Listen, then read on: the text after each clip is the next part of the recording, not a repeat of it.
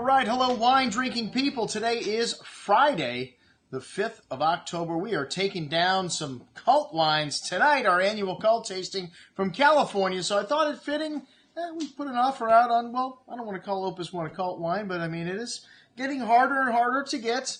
And it's one of the original collectibles from California. If you did nothing but buy Opus One on release, as much as you could get for a release price for the last 20-some-odd years, well, 1979 was the first year it was released, man, you would have done good. This wine has appreciated value every single year. The most successful brand created in the wine business in my lifetime. This was Robert Mondavi and the Baron Philippe de Rothschild joint venture, which the Baron went to Napa Valley after the Paris tasting of '76, after our wines kicked their butts over there in France, blind, with their own tasters, and said, man, I got to take a look and see what the heck is going on in Napa Valley.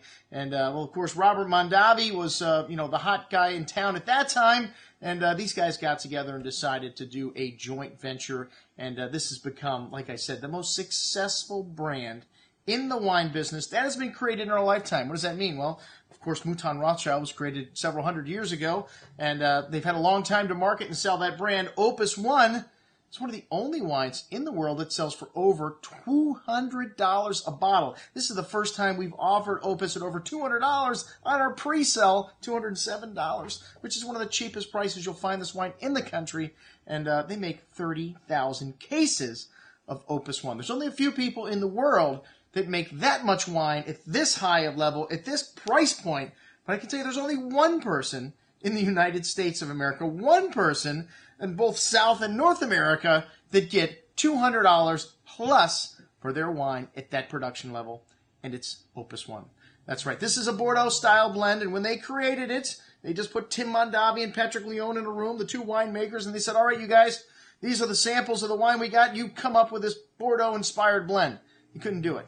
Came back the next day, couldn't do it. The next day, the next day. It took them a full week to come up with a blend for the very first vintage, and I've been lucky enough to taste the 79 Opus on several occasions, and I have to say, this wine is still drinking beautifully the last time I had it. It is amazing what these guys did from their very first year on. Then, of course, they built the winery. They acquired vineyards. This wine is almost now 100% estate bottled, one of the most incredible production facilities in the world to go visit, technologically advanced, and, the wines, some of the best wines that are being made at this property being made right now. Of course, the vineyards are getting older, and now it has one winemaker instead of two. Michael Salacci has been there for the last decade, and, they are making, like I said, top-level wines here. Those people that say Opus One, oh, it ain't that good, well, you haven't sat down and tasted every single vintage made to date, back-to-back, like we did here at the Wine Watch, 26 vintages at that time, every single wine on the table. Not only good, not only drinkable, but most of them were excellent. And, well, the 80 and 81 weren't that good, but surprisingly good for how old they were. And every bottle on the table was drinkable. There's not too many producers in the world that you can do that with. Well, here we are, folks. And Opus One, our supply keeps getting smaller and smaller. So if you want to get your Opus One, I suggest you do it now. We only have 15 six-packs this year, and that's all we get.